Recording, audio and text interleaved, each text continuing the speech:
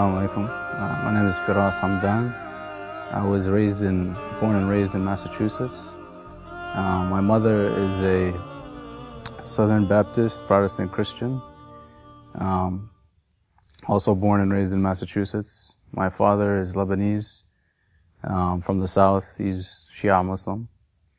I grew up mostly around my mother. I grew up Christian, going to church on Sundays, celebrating Christmas, Easter, all of these things. The area that I grew up in is mostly, Anglo-Saxon, white American Christian. Was not a very diverse area. I think the nearest mosque was about an hour and a half away.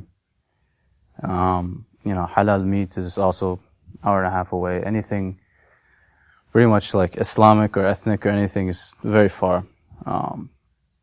So you can imagine like the area and, what I had to grow up around. But for the most part, everything I've known my whole life until I was about 13, 14 years old was typical American. I eat pork, I did all those things. I didn't know it was wrong. My father, he's, Muslim, but wasn't, as practicing as he could have been. So for the most part, my knowledge about Islam was pretty much, all I knew was you don't drink and, they believe that there's one God and Muhammad is their prophet. Other than that, I had not much more knowledge about Islam. So you could say for the most part I was raised as a typical white American, not knowing much about being Arab or being Muslim. All my life I did have this sense of belonging to a higher power. I always believed that there was a God. Even while I was going to church and while I was, I guess you could say Christian, I always had this uncertainty of, when I was practicing Christianity because of the, Holy Trinity, Jesus, the Son of God, all of these things. I was just told to believe it. My mom would always tell me about it, and everybody I grew up around, it was a very common thing. But all I know is that, from a young age, I always knew that, there had to have been a God, and that he'd have to have at least, a universal message for everybody to live by. And I wasn't, obviously, as a young kid, I wasn't exactly sure of what that was. I had a lot of questions, that arose during, when I was young, going to church and stuff like that. But I didn't have anybody that would satisfy those answers. My mother, she was a very devout Christian, and she still is. But she's by no means a scholar, obviously. So, I definitely always had this, belief in a God, my whole life. I first heard about Islam when I was, around, let's say 11 or 12 years old. This was during the time when, 9/11 happened. The reason I heard about it obviously is because during school time, everyone's talking about it, all this, Muslims are terrorists and stuff like that. And, when I was growing up, kids, they didn't know that I was, Arab. They just thought, I had a weird name. They just thought okay, he's got dark hair, dark eyes. He could be Italian or Mexican or something. They didn't know what I was. So, but they did know that my dad was foreign or something. And I guess somewhere along the lines, they found out that my father is Muslim. And they used to say a lot of things oh, your father is the reason for this, his people, et cetera, et cetera. And I mean, I was 11, 12 years old at this time, and I didn't know how to defend my own father because I didn't know much about Islam. I knew not even the bare essentials of Islam. Very few things. So, I was actually afraid because I was is this what my dad, what my relatives are like, da da da. I was it can't be true. So I used to, I'd go to my dad, I ask him some questions. My dad, he just gave me very broad, basic questions. I kept asking him very specific things. And again, he wasn't able to really answer a lot of the questions I had. So I had really no other choice than to go to the library, to go online. I searched anything I could, all these, lecturers on YouTube. And that's basically when I started researching into Islam, and once I watched one video, it got me hungrier for another one and another one and another one. And, it came to a point where my father, he actually caught me at nighttime, at like 2, 3 in the morning on a school night. And I was downstairs, and back then we only had one computer in our house, and I was on that at like 3, 4 in the morning just watching lectures of, Ahmed Didat debating Christians, about how Jesus doesn't say in the Bible that I'm the Son of God and any of this stuff. So I would say from like 12 years old, that's when I started like researching.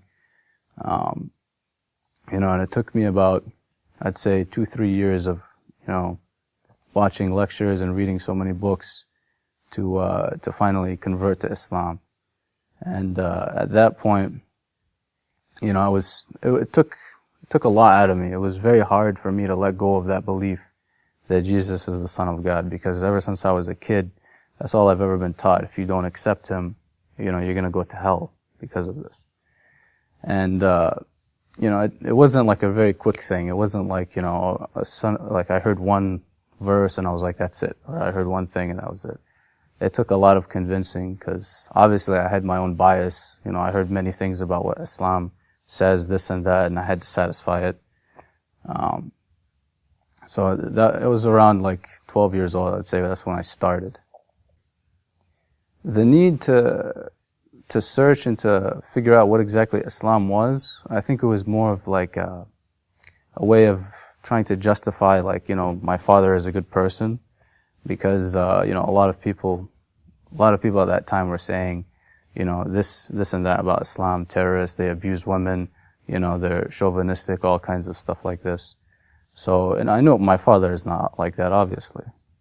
So I just wanted to kind of like, feel good about myself and know that that's not the case.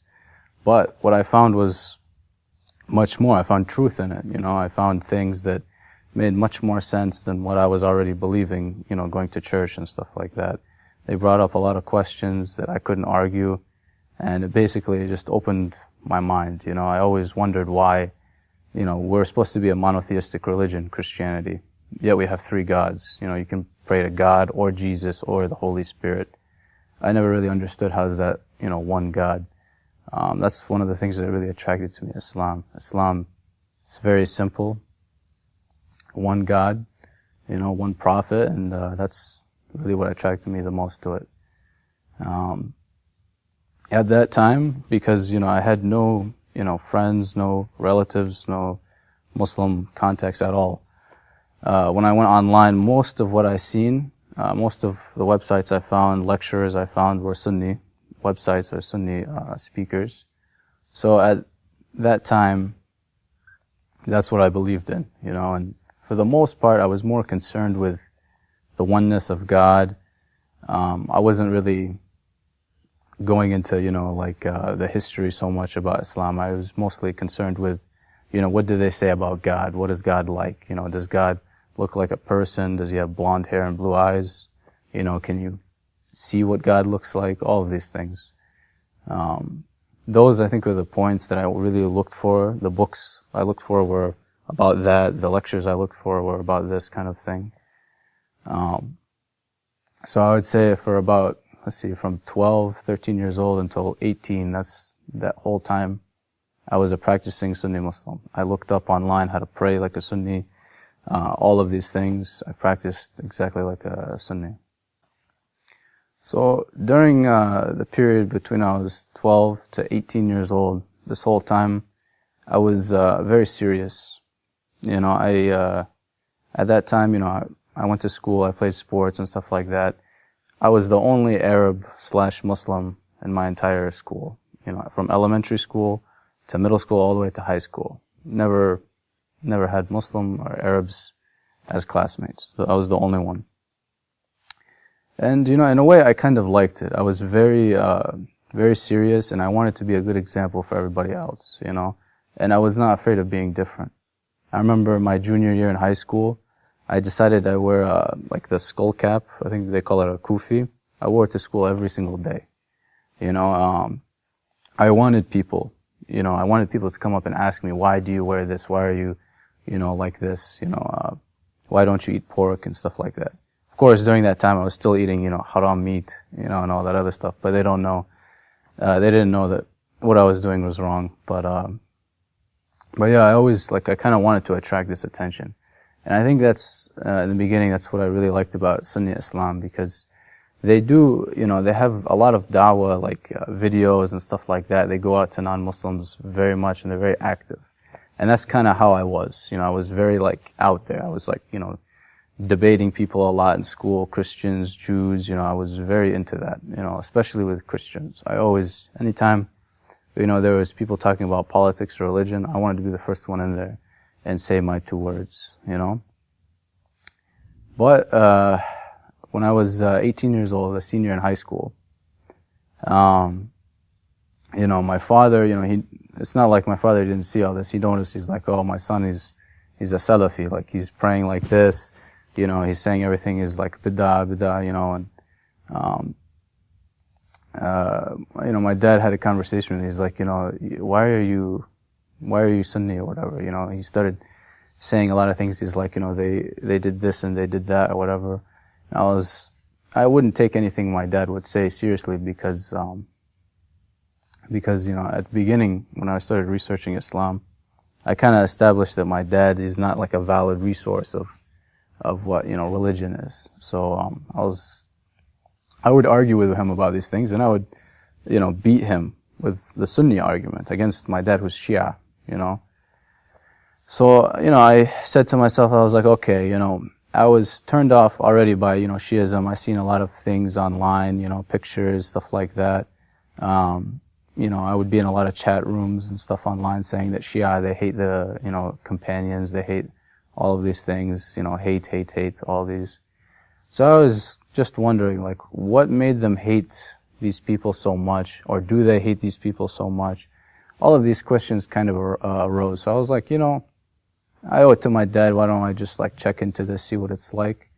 So, I started trying to find Sunni Shia, debates online. And mostly what I just kept finding was Sunnis talking about Shiism. I never really found a lot of lecturers of Shiism, Shia lecturers talking about Shia Islam. So I kept getting a lot of these people saying, that they, during Ashura, they turn off the lights and they commit adultery with each other. They, believe that, Ali is above the Prophet, they worship the Imams, all of these things.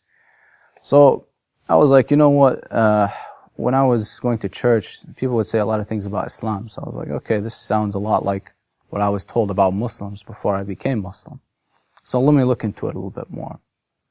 So I started listening to some lectures. I found a few. I found Hajj Hassanain Rajabali, I found Sayyid Ammar Nakshawani. I found a few others too. And, they started talking about the history a little bit more, and I realized I didn't know too much about the history. I just know more about the theology, just basically beliefs in God and stuff like that. So when I started looking into the history, Imam Hussein came up. That was the biggest thing for me when I decided to lean more towards the Shia school of thought. I never heard about the martyrdom of Imam Hussein before that. Some of the hadiths and stuff like that I heard when I was listening to Sunni lectures, most of it was when Hassan and Hussein were little kids. Very little things about them. Almost nothing. I knew Imam Hussein was killed, but I didn't know it was a massacre or anything like that. I was not taught that.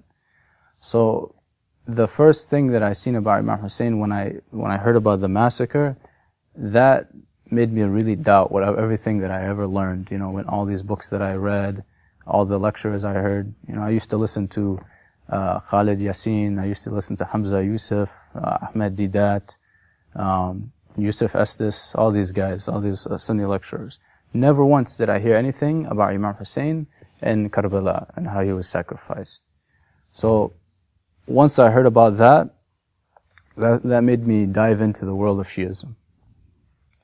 So when I first decided that, Shiaism is for me, and that I accepted the path of Ahlul Bayt, was a little bit after learning about the tragedy of Karbala, and then after that, I started looking more into Imam Ali and his life and what actually happened. Some of the answers that started to make sense. I seen some battles like the Battle of Jamal. I'd see Ali radiallahu anhu fights against Aisha radiallahu anha. And at first I didn't think anything of it. But then I was thinking, how can, thousands of Muslims die in this battle and there's not one right or wrong side? If I was there, one question that I was asked before by a Muslim when I was online researching a lot, he asked me, he said, if you're a Christian, right, you believe that Jesus, has to be sacrificed for you to be saved. He said, if you were there during the time of Jesus being sacrificed, would you try and save him?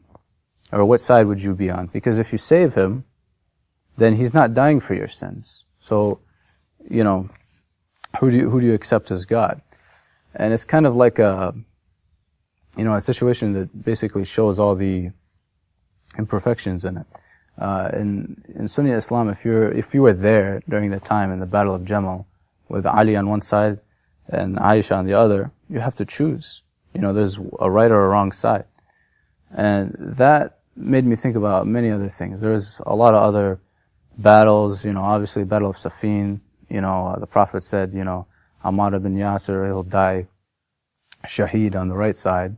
Who killed Ammar ibn Yasir? Ammar ibn Yasir was killed by Muawiyah. So a lot of these things, it just kept adding up, and I didn't know any of these things. I know I know about, Abu Bakr, Umar, Uthman, a lot of their good deeds, while I was Sunni.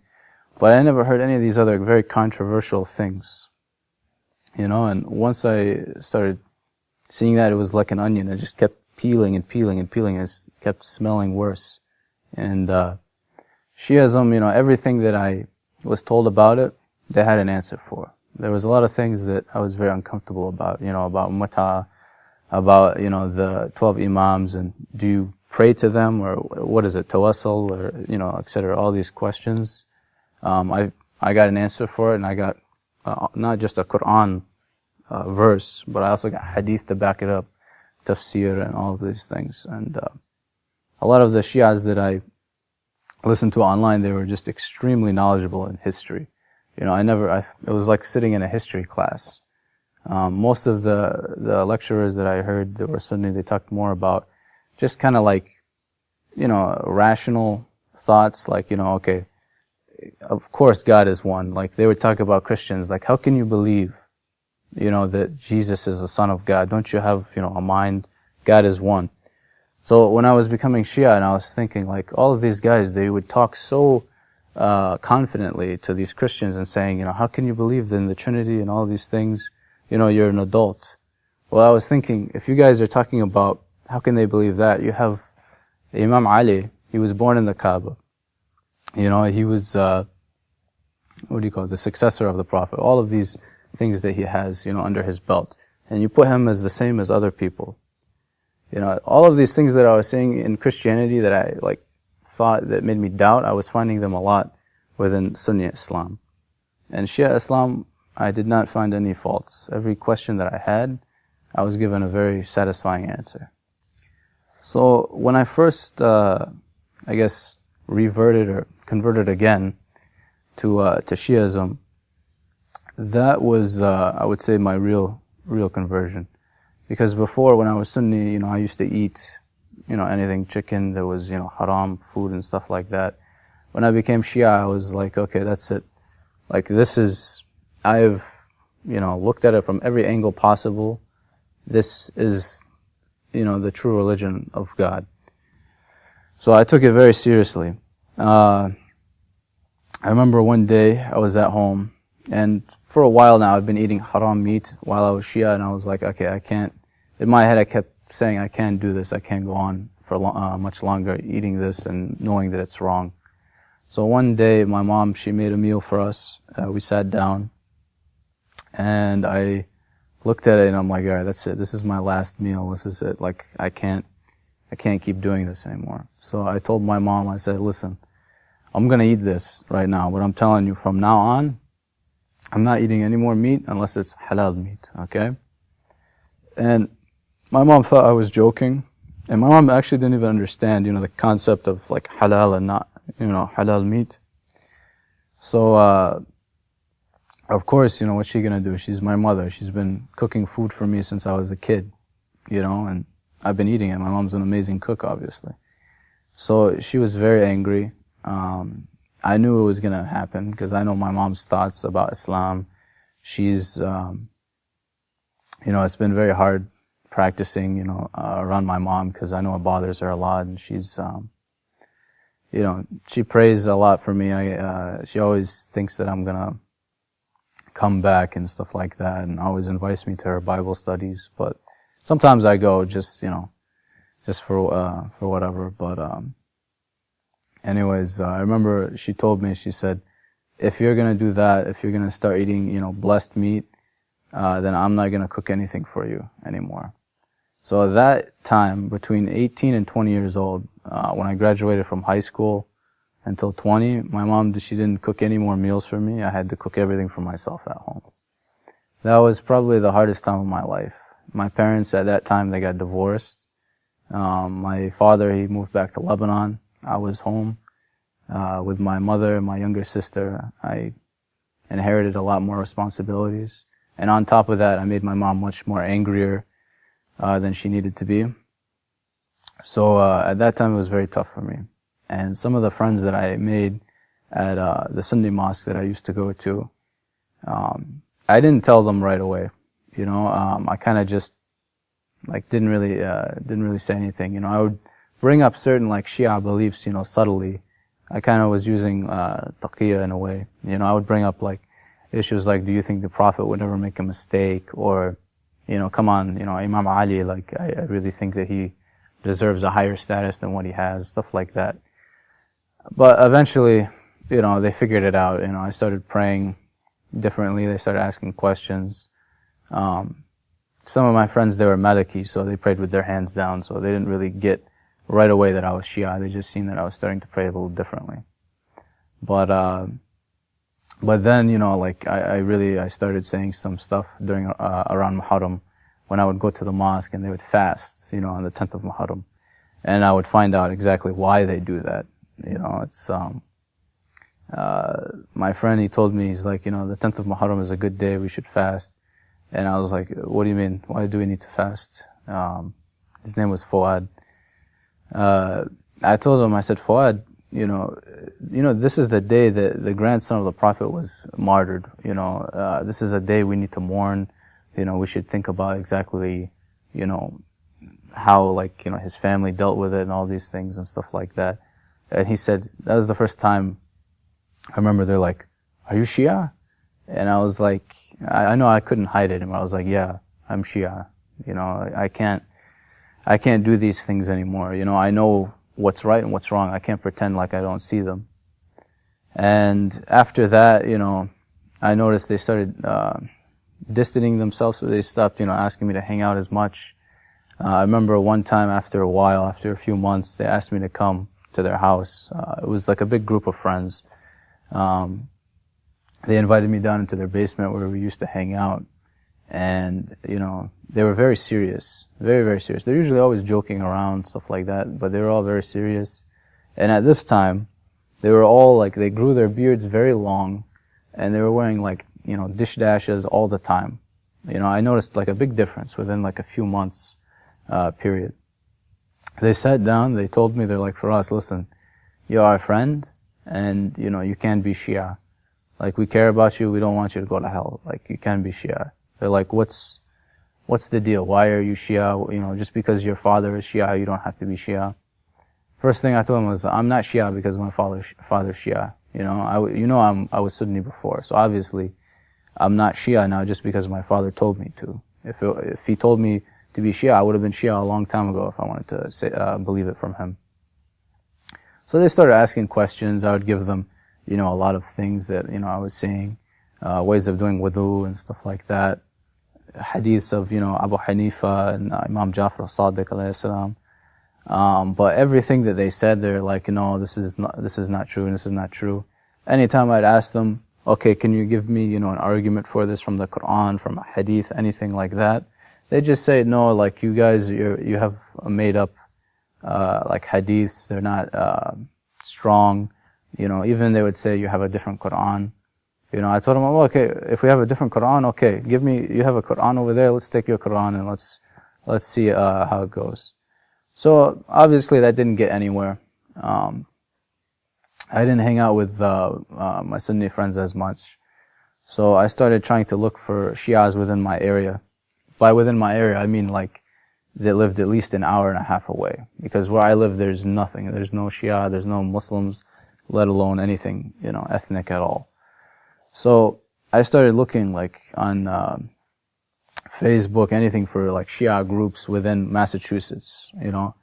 I found a couple that lived in a nearby city, you know, and I sent them a message. I said, hey, you know, is there any like Shia mosque around here? Is there any Shia like scholars, sheikhs, something like that?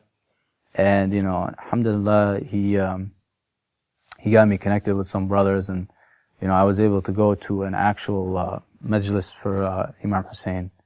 I remember my first, the first majlis I ever went to during Ashura, it was the night of Abbas.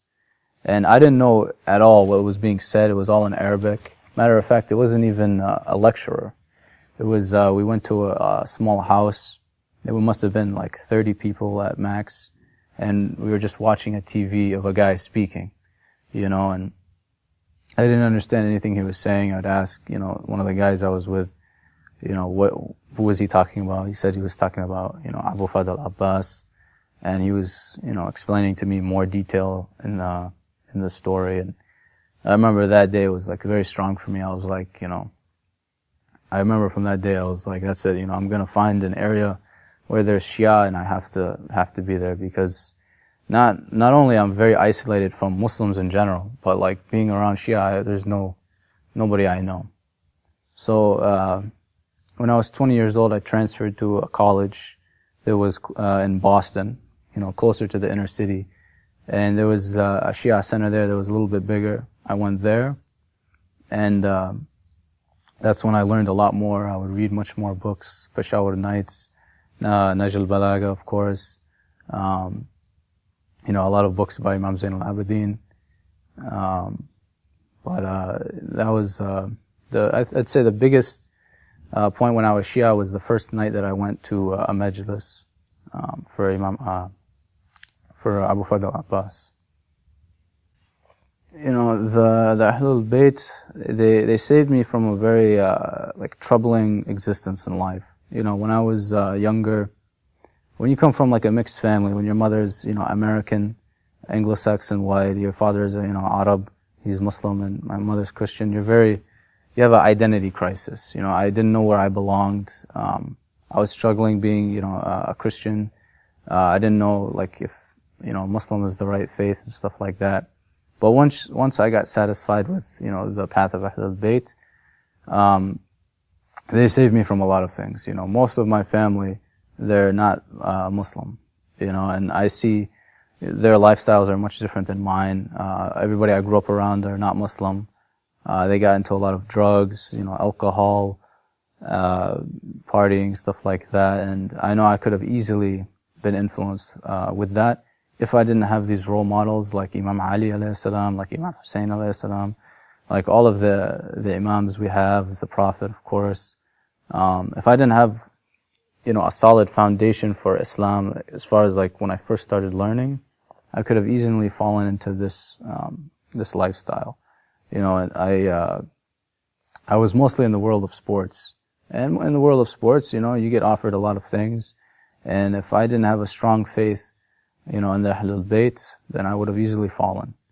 And so I definitely would have to thank Imam Hussein alayhi salam, because Karbala, when I learned of this, it was one of the strongest impacts in my life. You know, as a Christian, they really like sell the crucifixion of Christ, you know, to somebody, and it's very like strong when you hear it in church from a Christian preacher. You know, it's a man is being crucified, so obviously there's a lot of emotions there. When I heard about Imam Hussein being sacrificed, it was kind of like a good transition. from, the crucifixion of Jesus to how Imam Hussein was basically crucified. That story with me was very strong. Anytime, I was going through difficulties, whether it was at school, or at home, or, anywhere else, I would think about, Imam Hussein and the sacrifice, about Abu Fadl, about, Ali Asghar, all of the Ahlul Bayt who were sacrificed during Karbala.